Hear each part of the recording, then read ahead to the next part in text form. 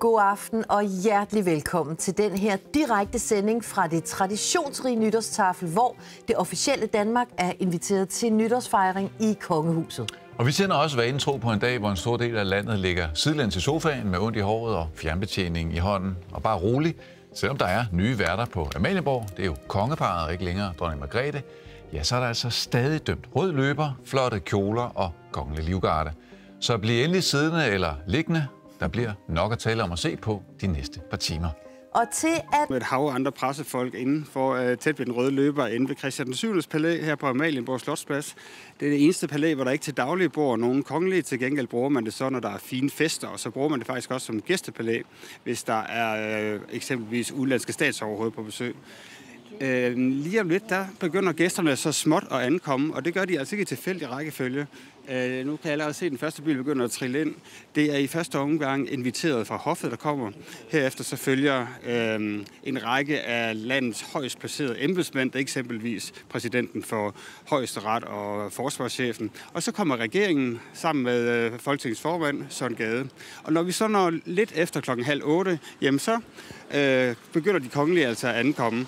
Og det er jo, som vi også har talt om, kongeparrets debut som værter til årets nytårstafel. Men så er der faktisk også en anden debutant, fordi kronprins Christian, han kommer også i dag, og det er første gang, han er med til nytårstafel. Han kan til gengæld støtte sig op af andre familiemedlemmer, fordi både dronning Margrethe, prins Joachim og prinsesse Marie og prinsesse Benedikte, de deltager også. Sådan lød altså rapporten foreløbig inden fra Slotspladsen. Vi vender selvfølgelig tilbage dertil.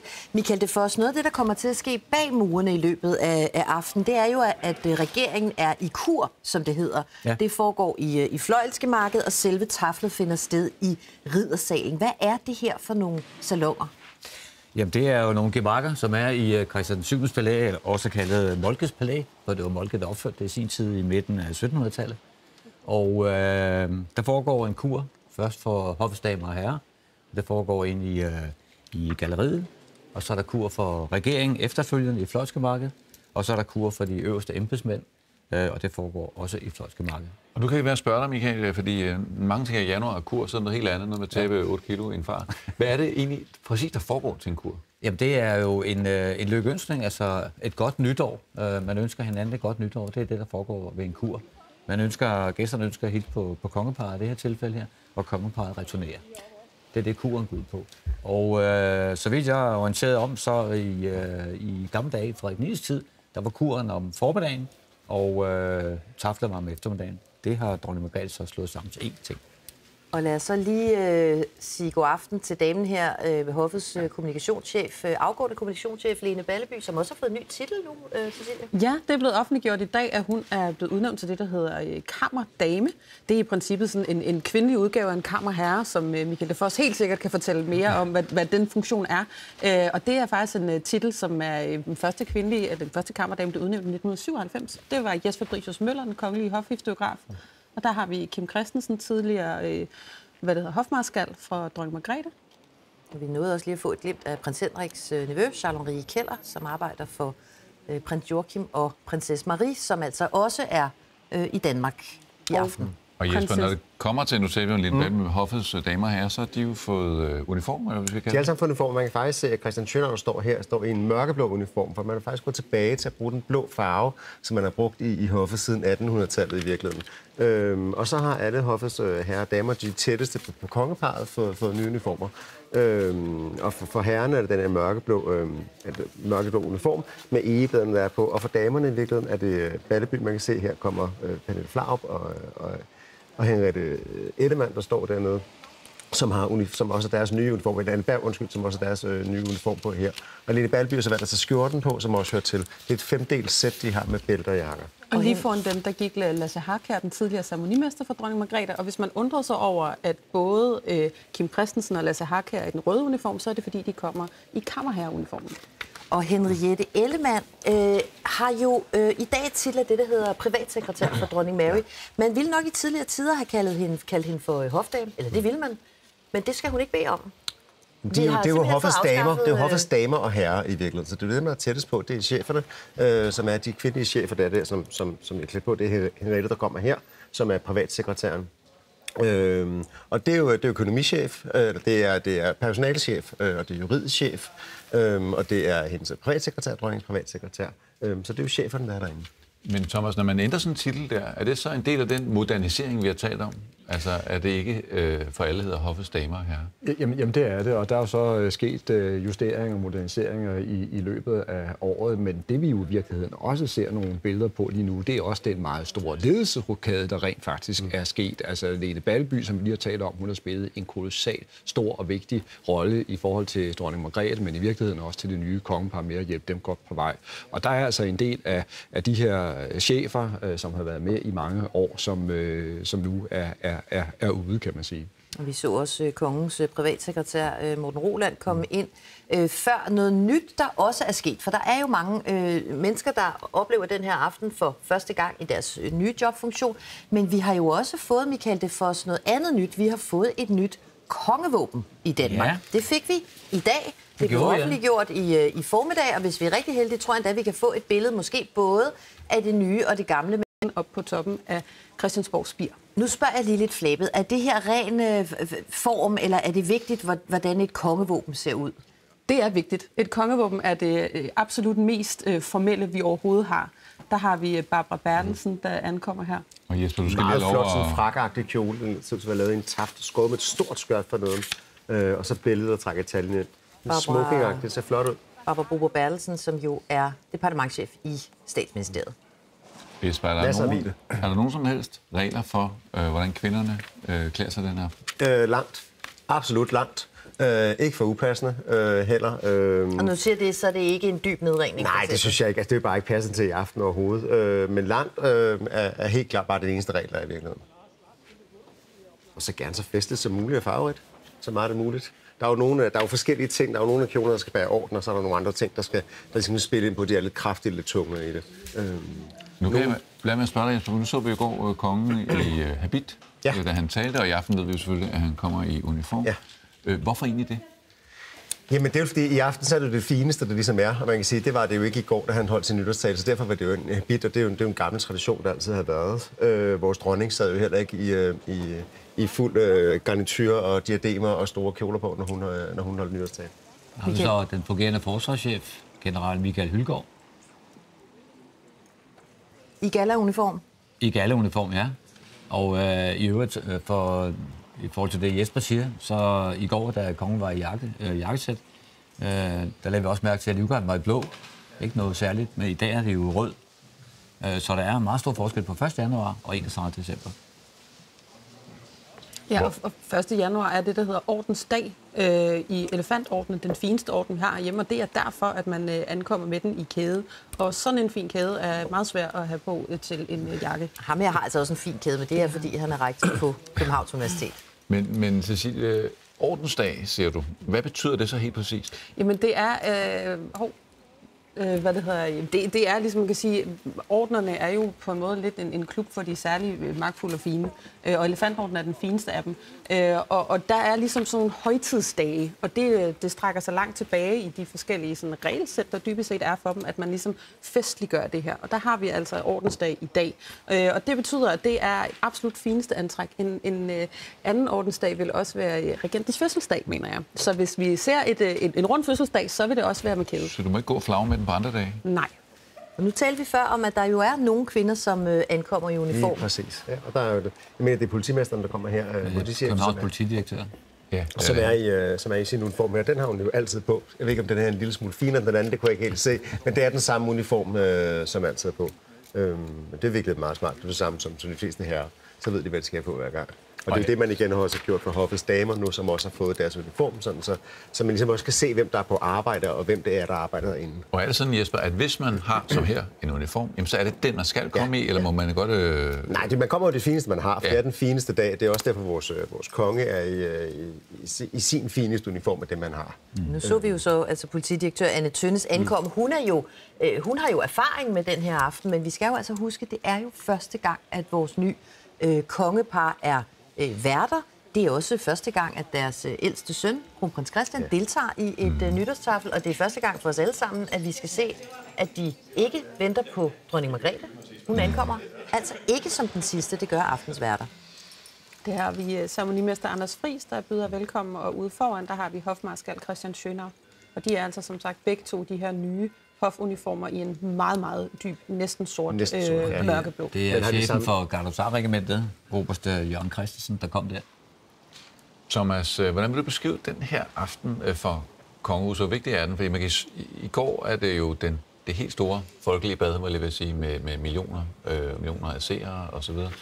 Er det her lidt mere lukket?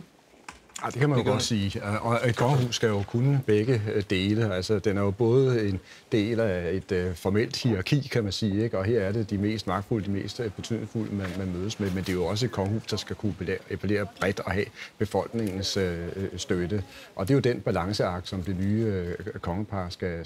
Før at det er ordensdag, og vi vil komme til at se også en række socialdemokrater i orden. Og sådan har det jo bestemt ikke altid været. Lige præcis modsat. Vi ved blandt andet, at Mette Frederiksen jo er gået forrest der. Altså, hvad er det for en, jeg vil lige sige, revolution, vi har set, når det gælder til den socialdemokratiske trang til at gå med orden? Jamen, det er en lille revolution. Det er et meget præcist ordvalg, og det er jo også udtryk for, at man rent faktisk ønsker at støtte op om kongehuset, at man ønsker også at vise, at kongehuset har en vigtig funktion i et moderne samfund, og det er også derfor, at Socialdemokratiet, eller mange socialdemokrater med Mette Frederiksen i spidsen, altså har valgt at sige ja tak til de ordner, der bliver givet, og derfor kommer vi netop til at se dem. Man må sige, sådan i historisk perspektiv, så har der vel næppe nærmest været et stærkere forhold mellem Socialdemokratiet og kongehuset, end det vi er vidne til i dag. Det tror jeg også, Cecilie vil give mig ret i. Altså det er jo, man kan sige, hvis du går tilbage i Socialdemokratiets historie, så er det jo grundlæggende et republikansk parti, og nu er vi så tale om nærmest en komplet omfavnelse af det. Det er faktisk sådan, at jeg mener, at for cirka 100 år siden, der foreslog Stauning, at man skulle nedlægge ordensvæsenet, og her står vi altså 100 år efter med en socialdemokratisk statsminister, der ikke kun har modtaget en Dannebrogsorden, men også en egyptisk orden. Michael de Vos, nu ser vi jo forskellige genstande blive brugt i aften, som måske ikke er helt almindelige for os. Blandt andet den her stav, som har været i billedet flere gange. Kan du gøre os klogere på, hvad det er? Jamen, det er jo både hofmarskalen og ceremonimesteren har disse to en stav hver, som de bruger i forbindelse med store arrangementer, som her. Hvad bruger de dem til? Jamen, de bruger den jo ikke til andet, end de har den med. Det er jo en ting fra gamle dage. Man kan sige, det er en marskalstav, og den stav er et meget gammelt symbol, og Christian Schönau er faktisk markant ældre end Lasse Harkjær. Og jeg afbryder lige uhøfligt, fordi Søren Kragelund står ved det, der ikke er den røde løber, men den våde løber efterhånden, og vi kan ikke holde gæsterne så længe i det regnvejr. Vi hopper ind til dig, så. Ja, fordi vi er klar med Thomas Danielsen. Thomas, du er den første minister, der tropper op i dag. Hvordan bliver det at komme til nytårstafel, hvor det er det nye kongepar, der er der for første gang? Jamen, jeg glæder mig. Jeg er spændt på, om der er sket nogle forandringer eller ændringer.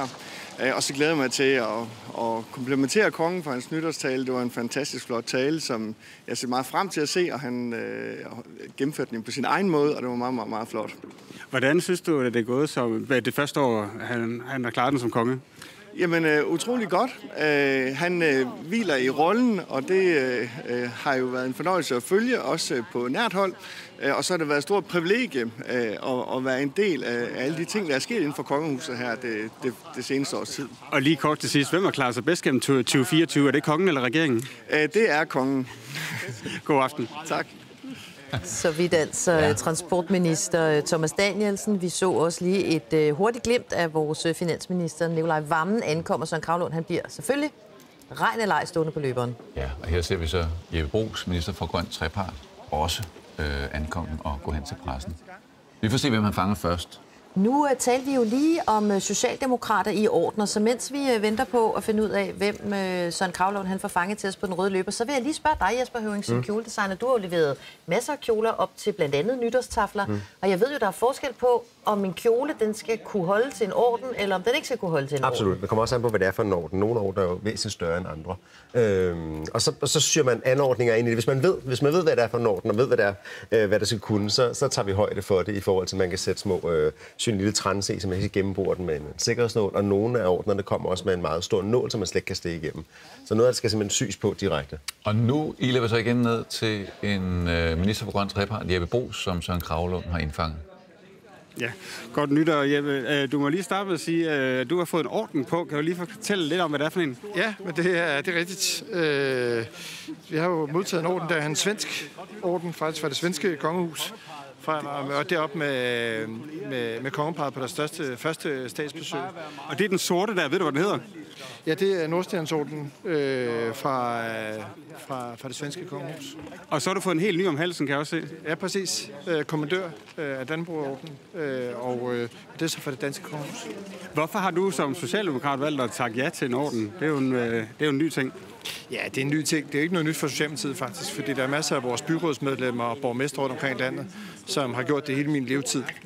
Og så har vi haft en tradition for, at vi ikke har gjort det på Christiansborg, og nu har vi givet det frit. Og eftersom jeg deltager med stor glæde i alle andre aktiviteter omkring kongehuset, så har jeg også tænkt, at det var meget naturligt. Har du haft mulighed for at tale med kongen, efter du har fået din orden? Ikke en lang samtale, men jeg var til statsbesøg her, da Egypterne var på besøg. Jeg har også der lejlighed til at hilse på kongen. Du må have en god aften. Så tak. Ja, Thomas Larsen, du var lige inde på det før. Der er sket noget, når det gælder socialdemokratisk trang til at gå med ordner. Nu var der altså en minister for grøn trepart, der har fået 3 ordner her. Der er jo unægteligt sket noget, og i den forstand er det jo faktisk også nogle historiske billeder, vi kigger på. Og det er jo også interessant, hvis vi ser på statsminister Mette Frederiksen, der har stået i spidsen for den her omvæltning. Hun har jo selv gennemgået en kæmpe ændring, for hun var oprindeligt meget, meget kritisk over for monarkiet, men er i dag blevet en stålsat støtte. Og lad os lige hoppe ud på... også med orden. Præcis. Og lad os lige hoppe ud til beskæftigelsesminister Anne Halsboe Jørgensen, som står sammen med Søren Kragelund. Ja, Anne, du står også og fryser i kjolen. Nu har jeg lige talt med en af dine kolleger, som også har modtaget en orden, og det har du jo også. Kan du lige fortælle, hvad for en du har fået? Det er en kommandør af Dannebrog, men det er jo første nytårstafel med den på, ja. Og det er jo lidt anderledes at skal have det på en kjole. Er der nogle særlige ting, man skal tage hensyn til? Ja, man skal lige passe lidt på, at den hænger rigtigt, og at den ikke ødelægger noget. Men det er jo også en flot aften, og vigtigt at vise, at vi glæder os til en flot aften med kongehuset. Hvordan bliver det, når det er dit første nytårstafel, hvor det er det nye kongepar, der har været? Hvordan bliver det? Jamen, det glæder jeg mig rigtig meget til. Jeg er helt sikker på, at det bliver en stor aften. Jeg synes, kongen gjorde det rigtig flot i går, og jeg er helt sikker på, at i aften også bliver rigtig flot. Du må ind i varmen. Ha' en rigtig god aften og godt nytår. Tak lige meget. Jesper Høring. Det ser fantastisk ud. Det ligner sådan nogle burgundy, eller sådan en bordeaux-agtige paljetter, der var på. En dyb udskæring og nogle gode skulderpuder. Jeg kunne ikke se det nederste på kjolen nu. Hun så rigtig flot ud. Jeg elsker det her, men det er så festligt, at det lyser op her, også med glimmer her nu, som lyser op på sådan en aften her som nu. Og så et blitzlyset derindefra, så det er virkelig flot ud. Det er Karoline Stage her, der står i den hvide kjole, som jo også er et modet valg på sådan en aften som i aften, fordi det regner udenfor, der kan være beskidt på den røde løber, men så flot ud. Og som også er digitaliseringsminister, når hun ikke lige er på den røde løber. Der er trængsel dernede nu. En lille detalje, når man ser kommandørkorset her, det er jo, at det er jo med kongens monogram, og ikke dronningens monogram. Nu hopper vi ned til europaminister Marie Bjerre og Søren Kragelund. Ja, det gør jeg, og Marie, godt nytår. Du står over for en lidt større opgave i det kommende år, når Danmark skal overtage formandskabet for EU. Hvad kan vi forvente os? Ja, det må man sige. Det er en kæmpe opgave. Altså, Danmark overtager EU-formandskabet 1. juli, og det er den største udenrigspolitiske opgave, vi har i det her årti her. Vi kommer til at kunne få en markant rolle og kunne få rigtig meget indflydelse fra den side, så derfor tænker jeg også, at jeg får et meget travlt år. Jeg har i hvert fald ikke nogen nytårsforsæt om motionsmål eller søvn eller noget som helst. Det handler bare om at fokusere på EU. Det var jo en lidt dyster nytårstale, som statsministeren holdt her klokken 6, i hvert fald når det gælder udenrigspolitikken. Er det noget, du også tænker ind, når Danmark overtager formandskabet? Jamen så afgjort. Altså vi overtager jo EU-formandskabet i en tid, hvor der er rigtig mange udfordringer for os. Der er krigen i Ukraine. Vi har problemer med vores konkurrenceevne i Europa. Det vi fylder i verden. Så der er rigtig mange udfordringer. Og det fylder jo altså også i vores formandskab. Og nogle af de ting kom kongen faktisk også ind på i sin nytårstale i går. Hvordan synes du, han klarede det? Jeg synes, kongen havde en rigtig god nytårstale, og noget af det, jeg særligt blev mærke i, det var også det her europæiske blik, der var, hvor han får nævnt, at det er vigtigt, at vi står vagt om de europæiske værdier, og får nævnt opbakning til Ukraine. Det er jeg fuldstændig enig i, og det var virkelig fint, at det også blev nævnt. Tak skal du have. Ha' en god aften og godt nytår. Tak, i lige måde. Altså, jeg har hørt om mange nytårsforsætter, men jeg har ikke hørt om, at man ikke må dyrke motion, fordi man kun skal tænke på Europa. Men nu har jeg søgt den med. Jesper Høring, du skal komme til at kjolen. Jamen, jeg synes, hun så flot ud. Det var en enskulder i noget velur med noget paljet på. Hun plejer at få syet hos i Aarhus hos Manne Karø, så det tænker jeg, det har hun også fået denne her gang her. Igen, noget jeg kan se bunden af det kunne jeg rigtig se. På Anne Halsbro så det rigtig flot ud. Det ligner som, den løb sådan lidt i farven fra lys paljet op til noget mørkere paljet. Jeg havde noget hvidt i. Og så vi den hvide kjole her på Karoline Stage, som også var asymmetrisk. Rigtig flot og draperet ned over maven. Og så ser vi dem jo altså ankomme minister for minister. Vi har fået glimt af Magnus Heunicke, også flot pyntet i aften. Kulturminister Jakob Engel-Schmidt, og her ankommer børne- og undervisningsminister Mattias Tesfaye uden ordner, vel at mærke. Og så kan jeg ikke lade til gang, Thomas. Nu har du sagt, at vi har konstateret, at det er sådan, det er med Socialdemokraterne. Men hvorfor er det egentlig sådan, at Mette Frederiksen er gået i spidsen for, at nu vil man gerne have alle de ordner, man kommer ned med? Der er jo ingen tvivl om, at det i høj grad er dronning Margrethes fortjeneste, at kongehuset står så stærkt placeret, som det gør. Men jeg tror, hvis vi sådan hæver os helt op i helikopteren, så det, der er afgørende, for eksempel for en statsminister, Mette Frederiksen, det er, at hun kan se, at kongehuset i en tid, hvor der ellers er meget en stor splittelse, meget en polarisering, at det kongehus kan være med til at samle, kan være med til at skabe en form for samhørighed, og det mener hun er ekstremt vigtigt at hæve om i samfundet i dag. Lad os hoppe ind på den røde løber, hvor vi har fået selskab af en taffeldebutant, kan vi vel godt kalde ham for. Ja, det har vi, Torsten Schack. Det er jo første gang, du skal med til nytårstafel. Hvad har du gjort for at forberede dig? Jeg har haft lidt sommerfugl i maven, det skal der ikke være nogen tvivl om. Men jeg har gået og glædet mig rigtig meget hele dagen, og glæder mig rigtig meget til aftenen. Hvad har du tænkt dig at sige til kongen? Jeg tror, det vil være naturligt at kvittere for en fremragende nytårstale, som kongen holdt i går, som jeg synes var meget rammende i forhold til de udfordringer, vi har. Og jeg synes særligt det med at fremhæve de 100.000 af frivillige i Danmark, der er med til at binde hele vores samfund sammen. Det synes jeg var en rigtig smuk gestus. Ja, du kan jo støtte dig til kronprins Christian, fordi han er også debutant i aften, så hvis det går helt galt, så kan I måske finde sammen. Kan du have en god aften derinde? Tak.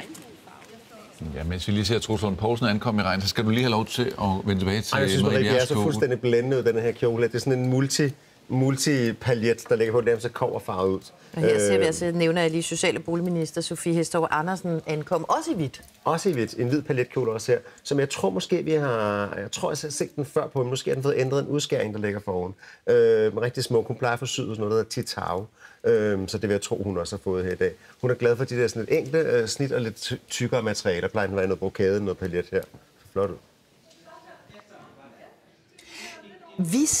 Kameraerne slipper jo de her gæster på et tidspunkt undervejs i bygningen, Michael de Foss. Vi får jo altså trods alt ikke lov til at komme med hele vejen ind i riddersalen. Kan du hjælpe os som tidligere palæforvalter her?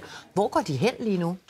Jamen, gæsterne de går op og fordeler sig i gemakkerne ovenpå. Så vi kan sige, de kommer op ad hovedtrappen der, og så går de ind, og først i det her Persøvs salon, og så er der en kinesisk salon og fløjsalon.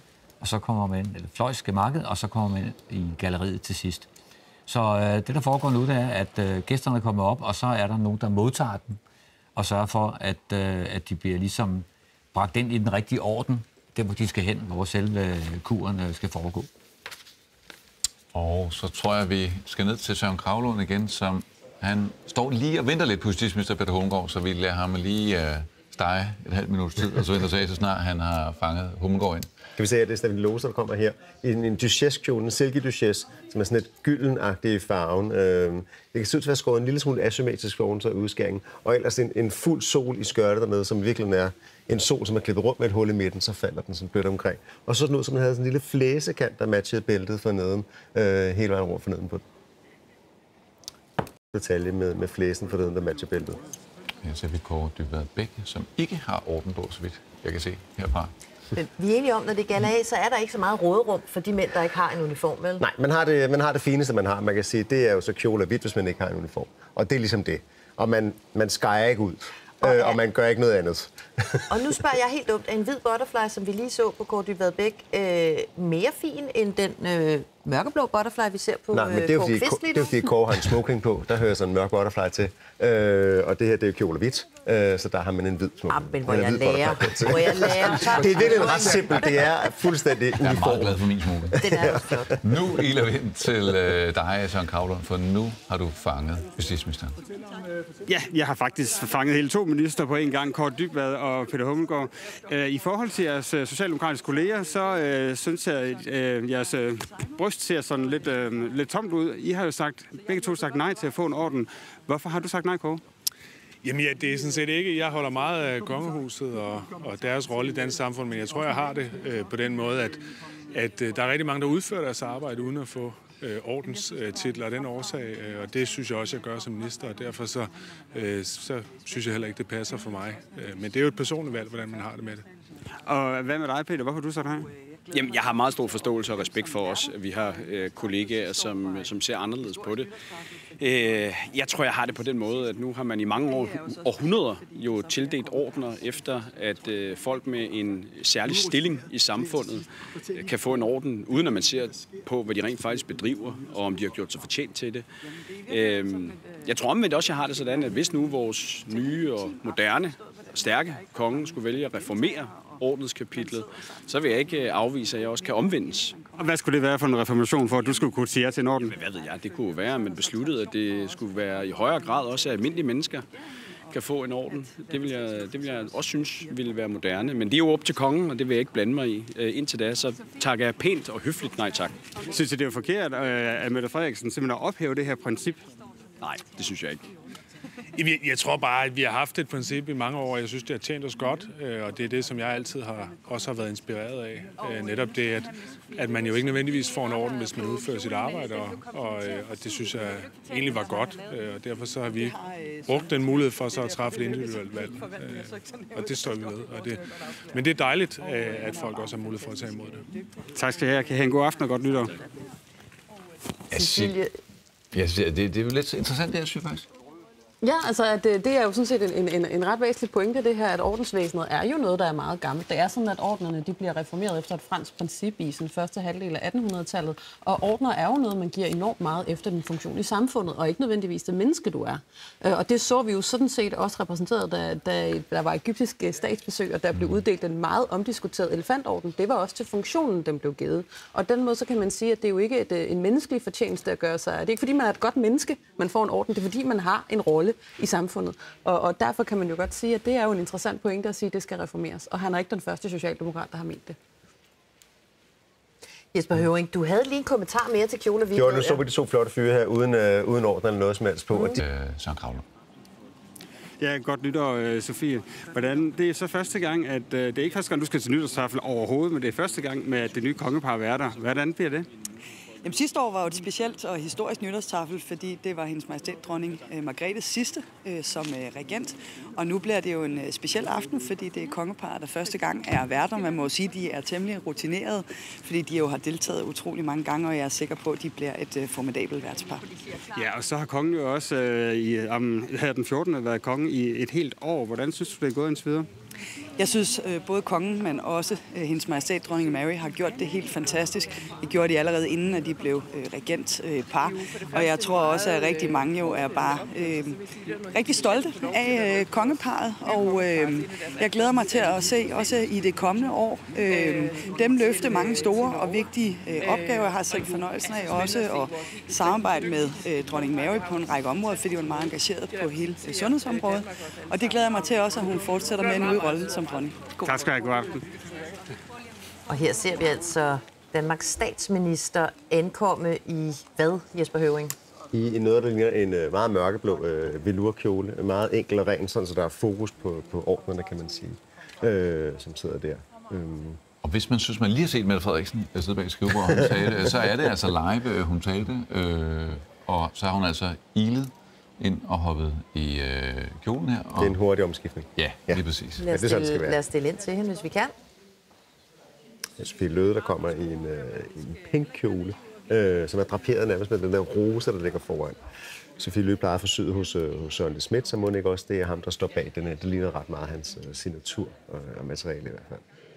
Flot, den er sådan off-shoulder, der ligger sådan ud og danner en lille smule ærmer, så draperet. Og endnu en af aftens gæster, der havde stor ros både til kongen, men også til kongeparret. Det er virkelig bemærkelsesværdigt, fordi altså, det er alle politikerne stort set, der har udtalt sig, som kommer med den her massive opbakning til det nye kongepar, også er enige om, at det har været et meget succesrigt år. Thomas Lars, jeg afbryder lidt, fordi nu står Mette Frederiksen klar dernede. Hun går her, kan jeg se. Men så er jeg ret overbevist om, at jeg har hørt det samme, vil jeg sige. Og vi kommer helt sikkert til at høre det lige om et øjeblik, hvad det var, hun fortalte til Søren Kragelund. Hun er storkommandør af første grad, og derfor har hun også den her, altså det store kors på hernede. Det brystkors hedder det. Og et lille slæb, der skal holde styr på.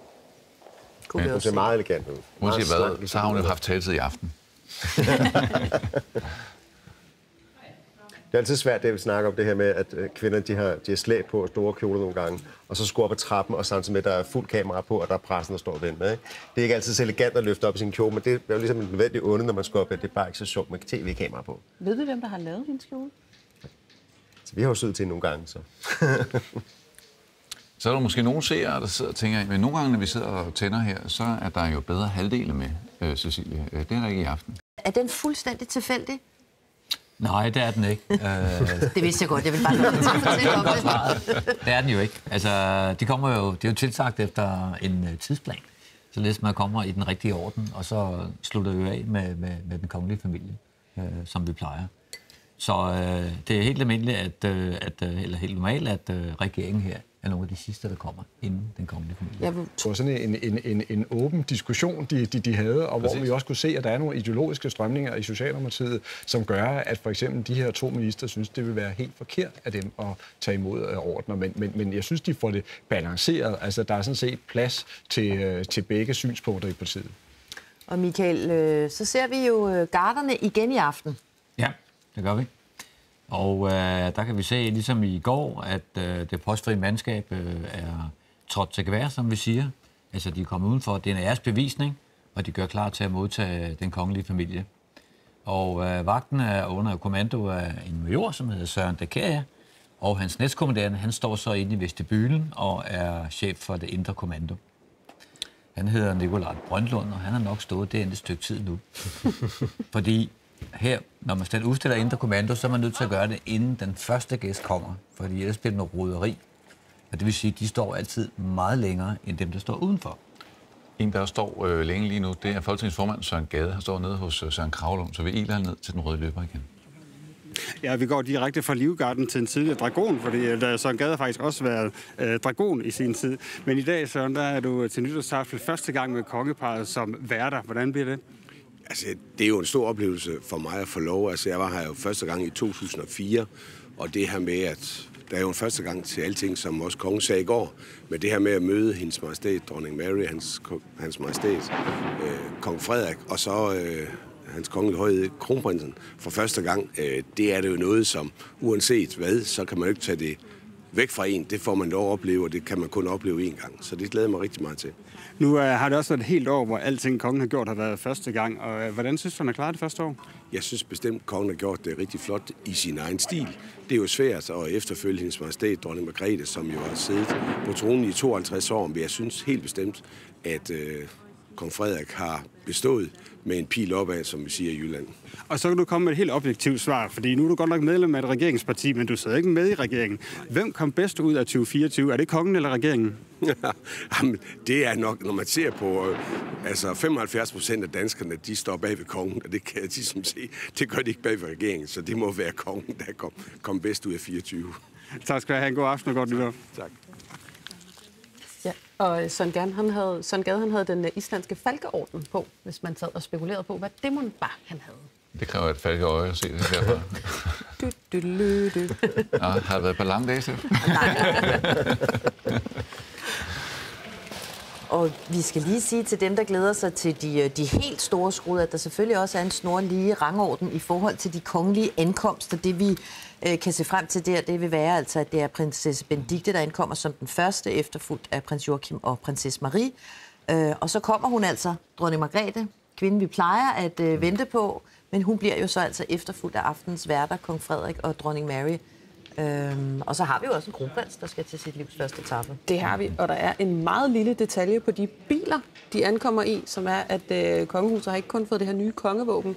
Både kronprinsen og dronning Mary, har faktisk også fået nye flag, så jeg vil formode, at når nu at kronprinsen ankommer alene, at der så på hans bil måske er et lille flag med hans våben på. Men så skal man have virkelig falkeøjne for at se det, hvad jeg siger i går. Det kræver ikke noget falkeøje at se, at det er en smuk aften, ligesom det var i går i øvrigt på Amalienborg Slotsplads. De her flotte billeder. Og her ser vi så Søren Gade af noget. Rigtig godt bud, fordi Smaragdsættet og også kronjuveler, som er de her særlige smykker, som er udstillet på Rosenborg, som man kan se. Senere i aften, og det er jo ikke om så forfærdeligt mange minutter, Michael de Foss, så foregår der også en inspektion. Er det ikke korrekt af Livgarden? Jo, det gør der.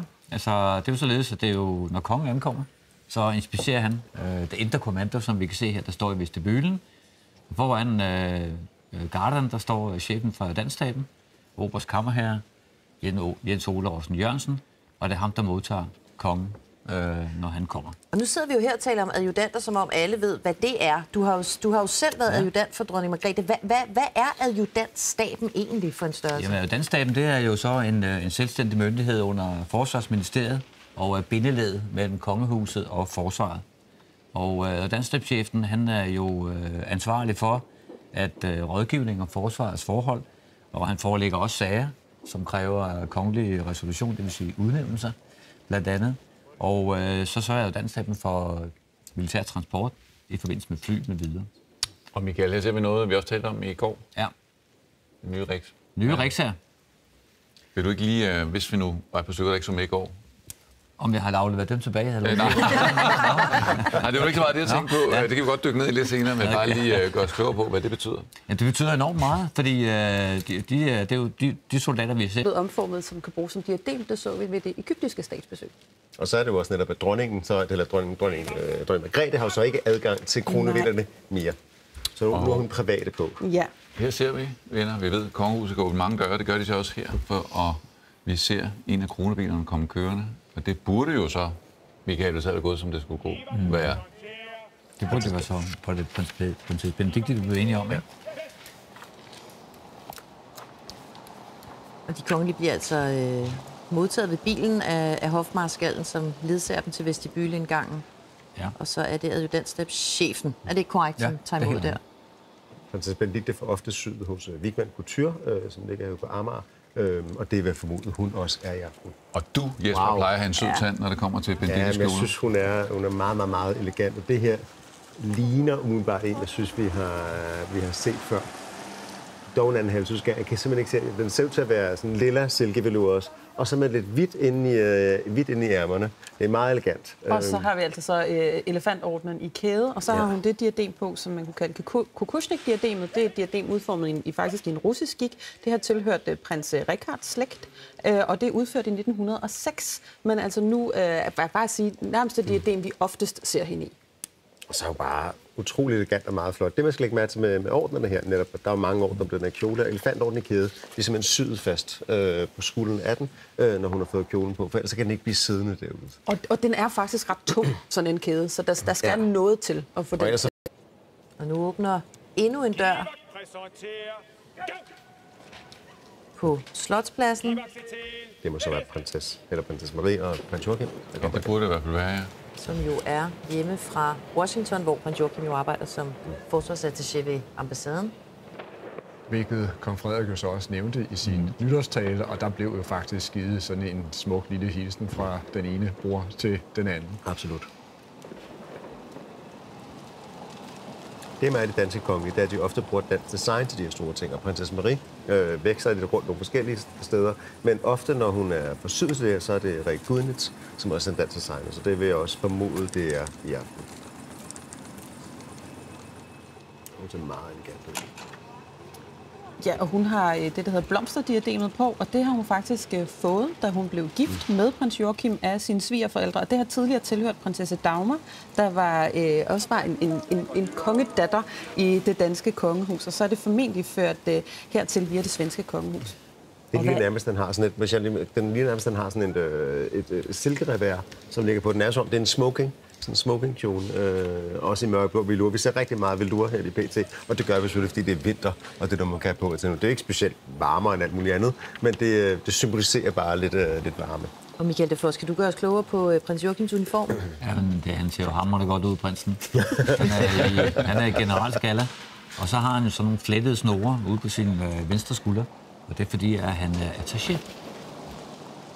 Og nu er jeg faktisk utrolig spændt på, hvilket diadem dronning Margrethe har valgt at bære.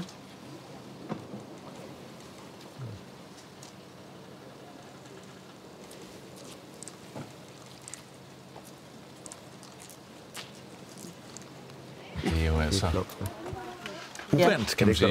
Jo, det er det, der hedder blomsterdiademet. Det er et tredelt diadem, som hun har fået i gave af Ingrid. Det gjorde hun i 1985, og det er et, vi har set hende med meget. Og det er et af de her privatejede diademer, meget smukke, som hun også har været meget kendt for at bruge. Det kan simpelthen placeret i håret, og det er noget, hun har fået omformet det til, at det kan. Og så er det altså også nogle historiske billeder igen.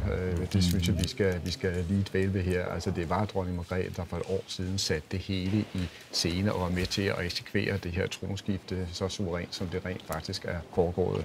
Og jeg er helt sikker på, at hun er glad, hun er lettet over, hvordan det er gået. Men jeg synes også, når vi kan se på billedet her, skal vi jo alle se, det er også en dronning, der er skrøbelig. Altså, jeg tror, det var en klog beslutning. Det var en rigtig beslutning, tog også med en helt rigtig timing. Og så tror jeg, at den kjole, hun havde på, var den fra det officielle billede fra hende 50 års. Ja, som en silkevelurkjole i sådan en stødeblå. Og det er jo hendes faste skrædder, Birgitte Tarlau, som altid har syet hendes kjoler, og hun har måske også været inde og rette den til her nu. Dronningen er jo rigtig glad for at bruge sine kjoler igen og igen og igen. Og nogle af dem slider hun simpelthen op, fordi at hun bruger dem så meget. Det her det er vel også historisk. Det her er vel også historisk, fordi det ser vi jo kronprinsen komme. Ja, præcis. Man kan jo ikke sige ensom majestæt. For det er han jo ikke, noget kongelig højhed. Ja. Men han kommer alene, og det er, som Thomas også taler om, der er så mange historiske ting sådan en aften. Der må også stå en mor og far, der er lidt stolte af at sætte mod døren. Det er ikke, altså tænker jeg lidt. Og det er jo også første gang, vi kommer til at se ham med elefantorden i kæde. Vi har kun set ham bære den en gang før ved hans 18-års fødselsdag, hvor han modtog den. Og nu er det altså for første gang, at den skal op på skuldrene og sidde. Det kan jo godt være en sproglig ensom majestæt kan blive til ensom kongelig højhed. I hvert fald er det ham, der ankommer her. Det er rigtigt. Og man ikke er lige så stolt som dronningen sikkert har været i går, da kongen talte, så kunne man godt forestille sig også et par stolte forældre, der vil næsten ikke være. Og han så ud, som om der var flere i bilen. Ja. Så flot. Og han er jo endnu ikke i uniform, fordi han har ikke været i militæret endnu. Det skal han senere på året, hvor han skal i Gardehusar-regimentet i Slagelse. Han kan ikke dybe sig for at vinke til de fremmødte, der altså trodser regnen og står og følger med inde på Slotspladsen. Der mindede han lidt om sin far, da han lige vendte sig om og vinkede der, gør han ikke? Det gjorde han, og jeg synes også, det er jo klogt, og det er jo rigtigt set, fordi altså, nu er det her en fest, som vi lidt har talt om for eliten, men der står altså rent faktisk folk ude på brostenene der i regn og slud, havde nær sagt, og blæst, og derfor er det jo så rigtigt, og så fint en gestus lige og hilse på og sige, vi har set jer. Og man går ud fra, at han handler på instinkt her, ikke? Altså. Jo, det er jo noget, der er kendetegnet, men det er nemlig, at han har en fantastisk god måde at bevæge sig rundt blandt mennesker på. Det så vi også ved Royal Run for eksempel. Altså, han er meget naturlig, når han er ude, og han er jo slet ikke, kan man sige, så genert, som hans far var i samme alder. Han er meget mere frigjort. Det vil sige, jeg har venlige mennesker i min sms-indbakke, der fortæller mig, at kronprins Christians kæde sad perfekt. Det var det godt at få slået fast. Michael de Foss, hvem er det, vi ser ankomme her? Det må være kongeparret, der ankommer her. Og det kan vi også høre det spillet. Det gør man jo for kongeparret, for regenten. Og fanen bliver fældet, altså sænket. Og det er jo den store gallafan, som Nygarden fik af Christian Blotten i sin tid, 1900-1800-tallet. Det man ikke kan se, det er Jesper Høvring. Han er ved at kravle ind over i studiet for at være sikker på at se dronning Marys kjole. Og her har vi kongen. Han er i søværnets galleuniform. Og han har to kæder på. Han har både Dannebrogsordenen til i kæde og elefantordenen. Og det er altså simpelthen det fineste udtræk. Og så har vi så faktisk... Ja. Så havde vi ret, Jesper. Lige præcis. Ja. Dronningen er den her velurkjole, den der silkevelur, mørkegrøn silkevelur, som hun har fået syet til deres officielle portræt, som syet af Birgit Hallstein, som er en af dronningens faste skræddere. Og så har hun smaragdsættet på, men dog uden kæde her, som hun ellers har på billedet. Og Cecilie, diademet? Ja, det er diademet fra smaragdsættet, som er en del af kronjuvelerne, og som, man kan sige, indtil at vi fik at vide, at Rosenstens-diademet var blevet skabt dybest set, så var det eneste diadem, der var i kronjuvelerne. Så skulle man have kronjuveler på hovedet, så var det man valgte. Nu er der altså så to muligheder. Og de bliver budt velkommen af hofmarskal Christian Schöner. slank silhuet på kjolen hen og skåret sådan meget, meget let af fasonet igennem. Og så en lille sjov detalje ved den, det er blonden for oven faktisk er en genbrugsblonde. Det vil sige, at den er faktisk fra en gammel kjole fra dronningens. Og Michael, hvad er det, der foregår på billederne nu? Jamen det er, at kongen han inspicerer det indre kommando af den kongelige livgarde, og det gør han ved at gå ned langt med gelædet. Og det med gør han sådan formelt garden til sin, ikke, mens han er der? En gang til. Det med gør han nu sådan formelt det ene, der står der, til sin. Ja, det er rigtigt. Nu overtager kongen ligesom kommandoen, kan man sige. Og det er en del af det med at inspicere, fordi allerførst har Dansk-stabschefen inspiceret kommandoet, inden kongen han kommer og inspicerer. Nå, synes jeg, at de allerførste dage kunne fornemme sådan en vis anspændthed, ikke? Og nu kan de sådan puste ud, i øvrigt også efter et år, hvor de, for at sige det lige ud og på godt dansk, har arbejdet knaldhårdt. Det har de. De har haft et enormt aktivitetsniveau med masser af rejsearrangementer, statsbesøg osv. Og det er gået efter bogen. Nok også en måske mere umiddelbar lettelse, ikke bare over hele året, men det, der skete i går aftes, hvor kongen jo var op til sin måske allerstørste eksamen, nemlig den første nytårstale. Og hvor det blev mere end bestået. Og jo så også historiske billeder skal vi huske, fordi det er jo altså første gang, at kongen eller kongeparret her er værter for det her traditionsrige taffel 1. januar. Og første gang i umindelige tider, at det ikke er dronning Margrethe, som vi så ankomme for lidt siden, der står som vært og ankommer sidst. Og skal vi ikke bare lige dvæle ved det? Altså det er 52 år, jeg ved godt, alle ved det, men det var 52 år, dronning Margrethe sad på tronen, så det er jo altså et kæmpe skift, vi er vidne til nu, sådan helt fysisk. Og det, der jo foregår indenfor nu, det er jo, at de gør klar til kuren i Fløjlskemarkedet,